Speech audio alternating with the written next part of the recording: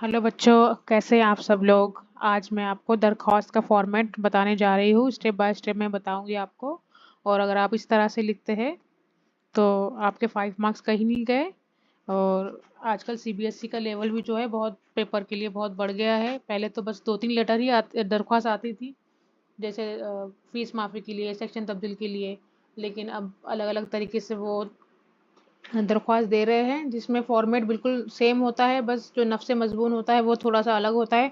बाकी बहुत सी चीज़ें एक ही जैसे होती है जो आपको लिखनी होती है हर दरख्वास्त में, उससे भी आपको मार्क्स मिल जाते हैं। तो अभी हम शुरू करते हैं। मैं आपको स्टेप बाय स्टेप बता रही हूँ और आप इसे ध्यान रखें। और तो इस तरह से अगर आप लिखोगे तो बहुत अच्छे से आपका दरख्वास्त हो जाएगा। तो चलो हम शुरू करते हैं। बखिदमत बखिदमत जनाब प्रिंसिपल साहिबा।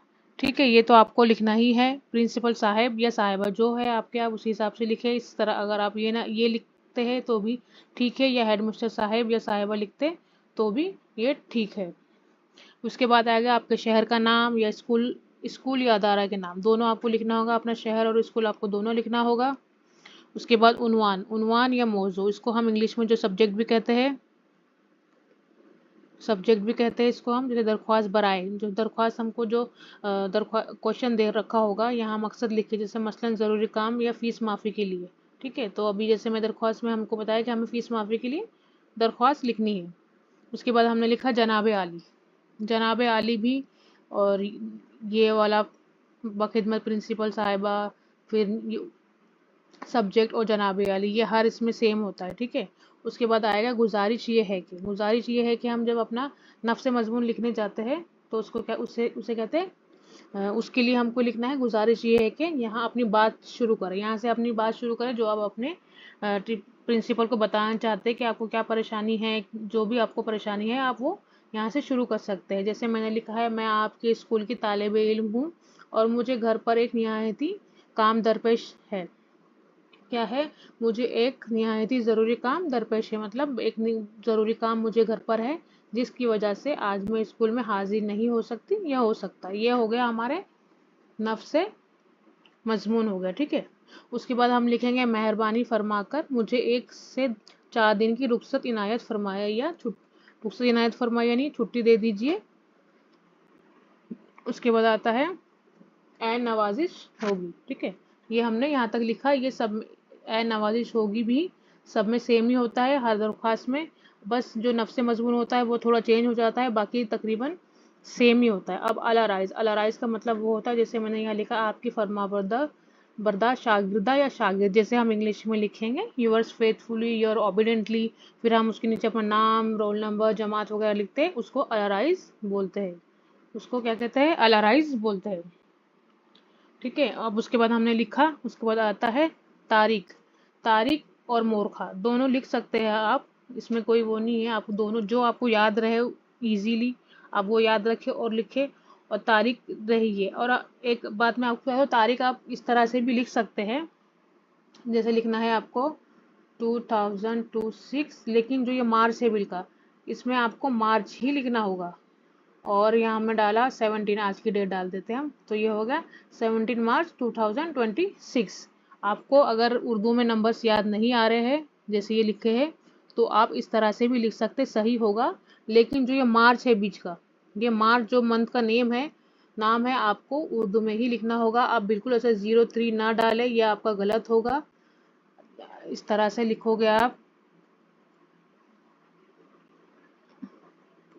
तो ये गलत होगा, इस पे आपको मार्क्स नहीं मिलेंगे। आप इस तरह से ही लिखना, ये ध्यान रखें कि मार्च को आपको उर्दू में ही लिखना है, चाहे आप इस पे डेट और ईयर जो है आप इंग्लिश में लिख सकते हैं। ठीक है, तो आप इसका अच्छी तरह से ध्यान रखें।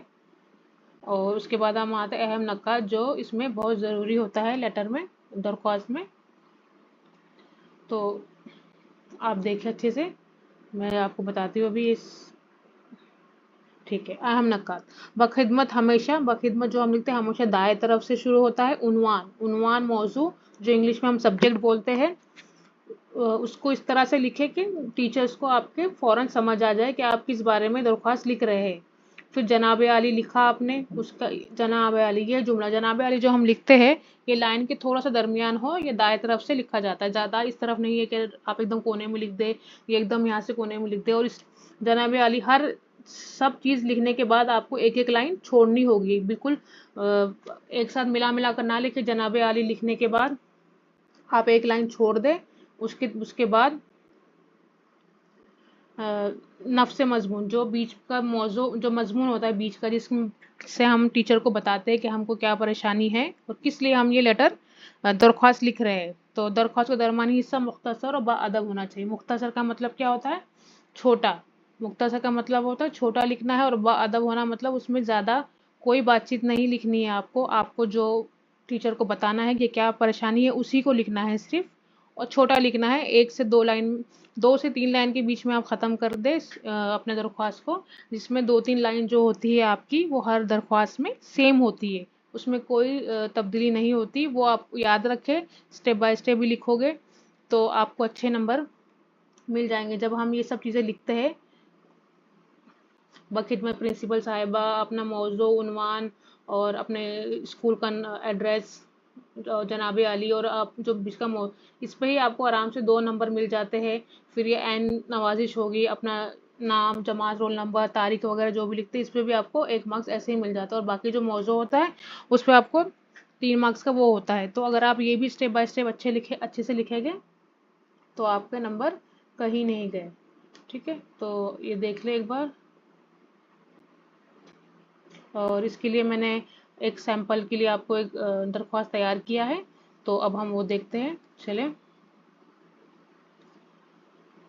देखिए मैंने दरख्वास्त लिखी है सेक्शन तब्दील करने के लिए। ठीक है, अभी मैंने लिखा है क्वेश्चन में, सेक्शन तब्दील करने के लिए प्रिंसिपल के नाम दरख्वास्त। सबसे पहले मैंने आपको बताया था बखिदमत जनाब प्रिंसिपल साहेब या साहिबा, जो लिखना चाहते हैं आप अपने टीचर के हिसाब से लिखे। अपने स्कूल का नाम लिखे, मैंने एग्जाम्पल के लिए जसोरा दिल्ली लिखा हुआ, शहर का नाम जो आपका है आप वो लिखे। उन्वान, जो हम इंग्लिश में इसको क्या कहते हैं, सब्जेक्ट भी कहते हैं, जैसे हम सब्जेक्ट लिखते हैं। मैंने लिखा है सेक्शन तब्दील करने का। सब्जेक्ट हमेशा वो होता है जो आपको सब क्वेश्चन दिया होता है कि आपने इसके लिए दरख्वास्त लिखनी है, ये हमेशा आपका सब्जेक्ट होगा, सेक्शन तब्दील करने के लिए दरख्वास्त। फिर हमने लिखा जनाब आली, ये पोर्शन हर दरख्वास्त में सेम होता है। ठीक है, ये वाला पोर्शन बखिदमत जनाब साहब, प्रिंसिपल साहिबा, स्कूल का नाम, आपका उन्वान, जनाब आली, ये सब लेटर में एक ही जैसा होता है, इसमें कोई तब्दीली नहीं होती। उसके बाद की जब आप अपना मौजू नफ्स मौजू शुरू कर रहे हैं तो हमेशा ध्यान रखें जो आपका ये पता ख़त्म हुआ है, अपने स्कूल का नाम का, अपने जो एड्रेस लिखा है उसके बिल्कुल नीचे से शुरू करें, यहाँ से बिल्कुल नीचे से उससे शुरू करें जैसा मैंने किया है। गुजारिश ये है कि मैं आपके स्कूल में आपकी जमात, जो जमात है आपकी, 9वीं हो गई, 10वीं हो गई, 12वीं हो गई, जो जमात होगी वो लिखे यहाँ पर। सेक्शन भी अपना जो है वो लिखे, मैंने बी लिखा, पढ़ता है या पढ़ती हूँ। ये वाली लाइन जो है ये भी आपको हर दरख्वास्त में सेम ही होती है। ये वाली लाइन आपकी हमेशा हर चीज़ में सेम होगी, हर दरख्वास्त में।